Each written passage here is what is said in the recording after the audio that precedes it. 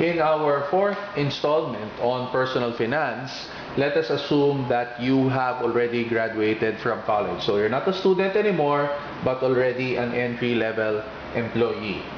Now, as a student, since you were very active in the four cash flow quadrants, you were able to accumulate an asset base of 100,000 pesos. If we're going to break that down, let us say that your savings is equivalent to 50,000 pesos and your investments is also equivalent to 50,000 pesos with an average return of 10% per annum. And because you got involved in a small business, direct selling, selling brownies, MLM, being a finder, you can more or less have an expected monthly return on the average of 5,000 pesos. And here's the totally new thing, since you are now a full-time employee, you now have a salary. In the previous sessions, even if you were involved as an ED, you were just involved as a part-time employee. Now you are involved as a full-time employee. But there are some challenges as well, because let us suppose that your expenses are now at 50,000K. Remember, you're not a student anymore, you're an employee, so you're not getting an allowance from your parents. And this 15K would also be used for another new expense that you have to deal with once you start working, and that is tax. So basically, you could only set aside 5,000 pesos a month for savings and investment. Now, what if you decide to set as a goal getting a new car or a new house? As you can see, that's one of the concerns that we have here for the typical entry-level employee. Will you attempt to get these two new items? Well, you have to consider, number one, the cost of the car or the house. What are the terms? What's the down payment?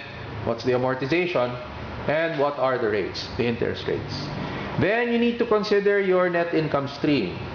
Okay?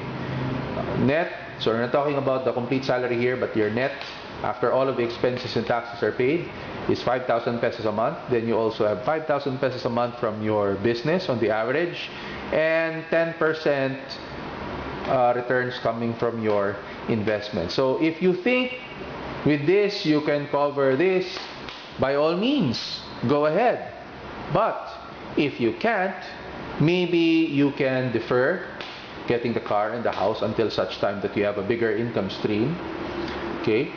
And how can you do that? Well, you need to consider other business investments that you could get into, and you need to consider also your social network. So this is another very important lesson that we're going to take up in ORGACOM.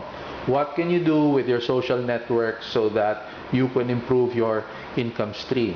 Who are the people here that you can partner with in specific businesses or specific investments? Who are the people who can give you valuable advice for businesses and investments? Who are the people here who can connect you with other people? Maybe they don't have the resources, but maybe they know people who have the resources that can help you. That is what our lesson on social networking is all about.